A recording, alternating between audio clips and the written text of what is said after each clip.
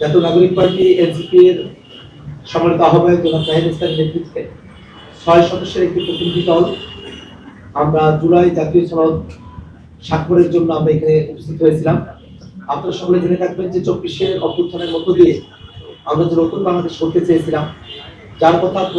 কথা ব্যক্ত করেছিলেন জাতীয় নাগরিক পার্টির আহ্বায়ক জনাব নাহিদ ইসলাম, একটা ফেসিবাদ মুক্ত বাংলাদেশ, একটা নতুন বন্দোবস্তের বাংলাদেশের কথা, তারই লক্ষ্য নিয়ে আমরা ঐক্যমত্য কমিশনে জাতীয় নাগরিক পার্টি এনসিপির তরফ থেকে আমরা সার্বক্ষণিক আমাদের উপস্থিতি এবং সংস্কারের পক্ষে আমাদের বক্তব্য আমরা সবসময় ব্যক্ত করে এসেছি। সবচেয়ে সুস্বাদু হালিম রাঁধুনি হালিম, হালিম হোক রাঁধুনি হালিম। আপনারা জেনে থাকবেন যে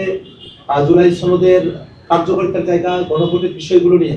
একজনের অস্পষ্টতা ছিল, যেহেতু ত্রয়োদশ জাতীয় সংসদ নির্বাচনের দিন 12 ফেব্রুয়ারি 2026-এ গণভোটও জুলাই জাতীয় সনদ নিয়ে যে গণভোট সেটা অনুষ্ঠিত হয়েছে এবং গণভোটের পক্ষে জনগণ তাদের সিদ্ধান্ত ভোটের মধ্য দিয়ে তারা জানান দিয়েছেন। এমন প্রেক্ষাপটে আজকে অন্তর্বর্তীকালীন সরকারের আহ্বানে আমরা জনাব নাহিদ ইসলামের নেতৃত্বে 6 সদস্যের একটি প্রতিনিধি দল মাননীয় প্রধান উপদেষ্টার বাসভবন যমুনায় আমরা জুলাই জাতীয় সনদ স্বাক্ষরের উদ্দেশ্যে আমরা এসেছিলাম। আমরা সেই জুলাই জাতীয় সনদে আমরা স্বাক্ষর করেছি এবং আমরা একটা শর্ত সাপেক্ষে সেখানে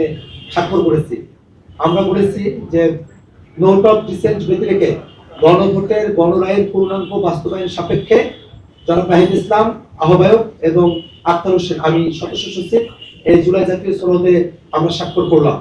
আপনারা জেনে থাকবেন যে জুলাই জাতীয় সনদ আমাদের জন্য একটা পাওয়া, এই অর্থে যে জুলাই জাতীয় সনদের মধ্য দিয়ে বাংলাদেশ রাষ্ট্রটিকে নতুন করে গড়বার একটা সুযোগ আমরা পেয়েছি। বিশেষত আমরা যতদূর পর্যন্ত আমরা আকাঙ্ক্ষা করেছিলাম একেবারেই ফেসিবাদ মুক্ত একটা বাংলাদেশ, তার পুরোটা অর্জন করতে না পারলেও জুলাই সনদের মধ্য দিয়ে আমরা যতটুকু অর্জন করতে পেরেছি সে অর্জনকে যেন আমরা পুরো মাত্রায় আমাদের উপরে পেতে পারি, বাংলাদেশ রাষ্ট্র যেন জুলাই সনদের পরিপূর্ণ সুফলটা ভোগ করতে পারে, তার ওই দিকে আমরা আজকে জুলাই সনদের যে আনুষ্ঠানিকতা স্বাক্ষরের আনুষ্ঠানিকতা আমরা আজকে সম্পন্ন করেছি। আমরা আপনাদেরকে একটা বিষয় জানিয়ে দিতে চাই যে এবারের যে নির্বাচন সেটা যেমন একই সাথে জাতীয় সংসদ নির্বাচন এবং একই সাথে এটা সংবিধান সংস্কার পরিষদের নির্বাচন। আগামীকাল শপথ গ্রহণ অনুষ্ঠান অনুষ্ঠিত হবে। আমরা এটা আশা করি এবং জাতীয় নাগরিক পার্টি এনসিপির তরফ থেকে এই দাবি রাখছি যে আগামীকাল কোনো প্রকার ব্যত্যয় ব্যতিরেকেই প্রথমে সংবিধান সংস্কার পরিষদের সদস্য হিসেবে যারা নির্বাচিত হয়েছেন তারা শপথ গ্রহণ করবেন এবং তারপরে জাতীয় সংসদের সদস্য হিসেবে তাদের যে শপথ সেই শপথ তারা গ্রহণ করবেন এবং উভয় শপথই অবশ্যই একজন ব্যক্তি অর্থাৎ জুলাই